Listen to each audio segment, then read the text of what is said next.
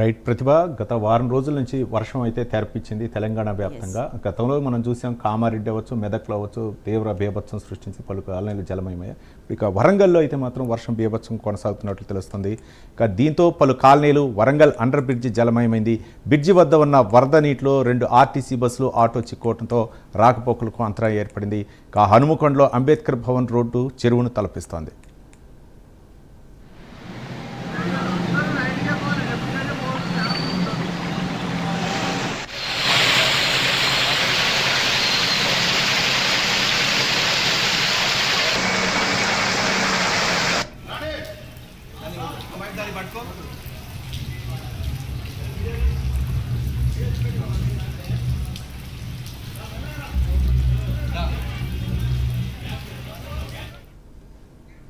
వరంగల్ జిల్లా వ్యాప్తంగా వర్షం దంచి కొడుతుంది. దీంతో పలు కాలనీలు వరంగల్ అండర్ బ్రిడ్జి జలమైపోయింది. బ్రిడ్జి వద్ద ఉన్న వరద నీటిలో 2 ఆర్టీసీ బస్సులు ఆటో చిక్కుపోవడంతో రాకపోకలకు అంతరాయం ఏర్పడింది. ఇక హనుమకొండలో అంబేద్కర్ భవన్ రోడ్డును చెరువును తలపిస్తుంది. దీనిపై మరింత సమాచారం మా కరెస్పాండెంట్ తిరుపతి మరిన్ని వివరాలు అందిస్తారు. తిరుపతి, చెప్పండి, ఏంటి వరంగల్ జిల్లా వ్యాప్తంగా వర్ష పరిస్థితి ఏ విధంగా ఉంది, కాలనీల పరిస్థితి ఏ విధంగా ఉంది?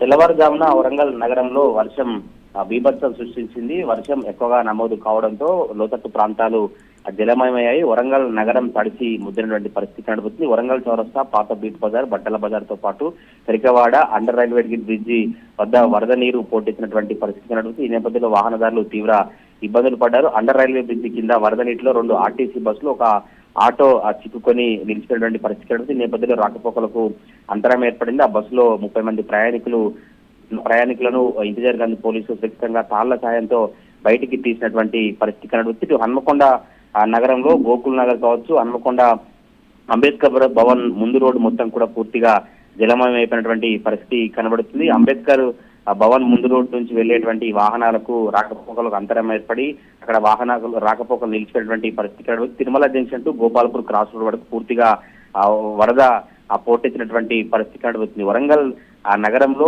వర్షం భారీగా నమోదు కావడంతో పూర్తిగా లోతట్టు ప్రాంతాలు జలమయమయ్యాయి. రోడ్లపైకి వరద నీరు చేరినటువంటి పరిస్థితి కనబడుతుంది. ఈ అంబేద్కర్ భవన్ ముందు చూస్తే ఒక చెరువుల వరద నీరు తలపించినటువంటి పరిస్థితి కనబడుతుంది. 32, 33, 39వ డివిజన్లలో పెద్ద కాలువ పొంగి ఇళ్లలోకి వరద నీరు చేరింది. వారంతా కూడా అనేక ఇబ్బందులు పడినటువంటి పరిస్థితి కనబడుతుంది. హన్మకొండ నగరంలోని గోకుల్ నగర్ కావచ్చు, అటు ఆ క్రాంతి నగర్ పడినటువంటి కాలనీల వాసులంతా కూడా వర్షం వరదతో అనేక ఇబ్బందులు పడినటువంటి పరిస్థితి కనబడుతుంది. వరంగల్ నగరం ఇటు వరంగల్ రైల్వే అండర్ బ్రిడ్జ్ పరిసరాలు పూర్తిగా జలమయమైపోయాయి. తాళ్ల సాయంతో బస్సులో ఉన్నటువంటి ప్రయాణికులను ఇంతజార్ గంజ్ పోలీసులు సురక్షితంగా బయటికి తీసుకొచ్చినటువంటి పరిస్థితి కనబడుతుంది. ఆర్టీసీ ప్రయాణికులు పోలీసులకు కృతజ్ఞతలు తెలిపినటువంటి పరిస్థితి కనబడుతుంది. ఉదయమే ఒక 3 గంటల పాటు వర్షం కురిసినటువంటి నేపథ్యంలోనే లోతట్టు ప్రాంతాలు పూర్తిగా జలమైపోయి ఇప్పుడిప్పుడే వర్షపు వరద నీరంతా తగ్గుముఖం పట్టినటువంటి పరిస్థితులు కనబడతా ఉన్నాయి. Ravi, right, thank you Tirupati.